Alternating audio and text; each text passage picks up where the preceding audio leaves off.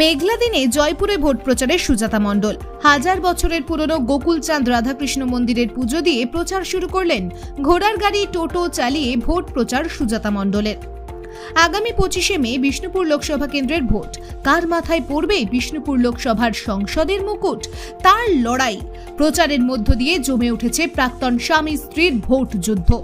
Jaipur block Trinamool Congress সভাপতি কৌশিক বটব্যালের নেতৃত্বে দলীয় কর্মী সমর্থকদের সাথে নিয়ে সপ্তাহের লক্ষ্মীবারে সকালবেলায় মল্ল রাজাদের ইতিহাস জানানো জয়পুরের গোকুল নগরে গোকুলচাঁদ রাধাকৃষ্ণ মন্দিরে পুজো দিয়ে প্রচার শুরু করলেন তৃণমূল প্রার্থী সুজাতা মণ্ডল।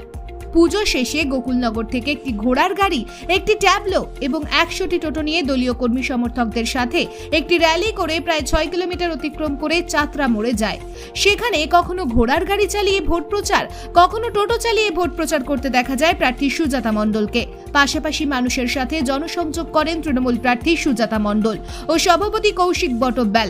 সব মিলিয়ে লক্ষ্মীবারে জয়পুরে ভোট প্রচারে জমজমাট তৃণমূল প্রার্থীর। আজকে আমাদের বিষ্ণুপুর লোকসভার যে জয়পুর ব্লক, সেখানকার যে ঐতিহ্যবাহী সুপ্রাচীন মল্লরাজাদের প্রতিষ্ঠিত মন্দির, পঞ্চচূড়া বিশিষ্ট গোকুলচাঁদের মন্দির, সেই মন্দিরে পুজো দিয়ে রাধাকৃষ্ণকে প্রণাম করে আমরা সংকল্প করে আমরা আমাদের প্রচার যাত্রা শুরু করলাম।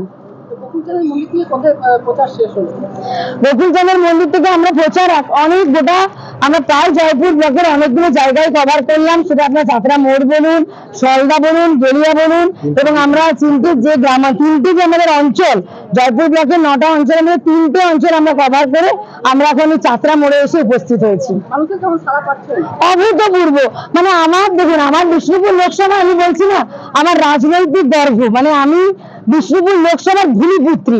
আর এই জয়পুর ব্লক থেকে আমি জাস্ট 6 মাস আগে নির্বাচিত জেলা পরিষদ সদস্য। এখানকার মানুষের আশীর্বাদেই আমি কর্মাধ্যক্ষ হয়েছি। তাই নিজের মানুষের সাথে আমি রোজই মিলন করি, আর আজকে মনে হচ্ছে পুনর্মিলন হচ্ছে।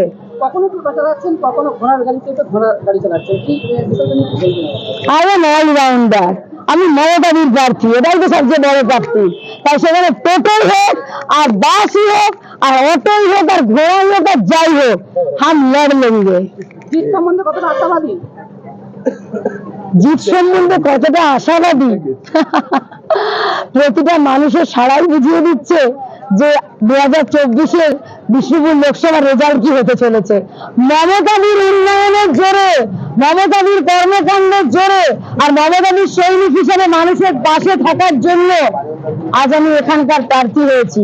আর আমি নিশ্চিত মানুষ আমাকে লোকসভার এমপি বানিয়ে, তাদের এখান থেকে জনপ্রতিনিধি বানিয়ে দিল্লি থেকে বাংলার মানুষের, বিষ্ণুপুর লোকসভার মানুষের অধিকার ছিনিয়ে আনার প্রার্থী করে আমাদের লোকসভায় পাঠাবো, আমি নিশ্চিত বিশ্বাসী। TV5 বাঁকুড়া।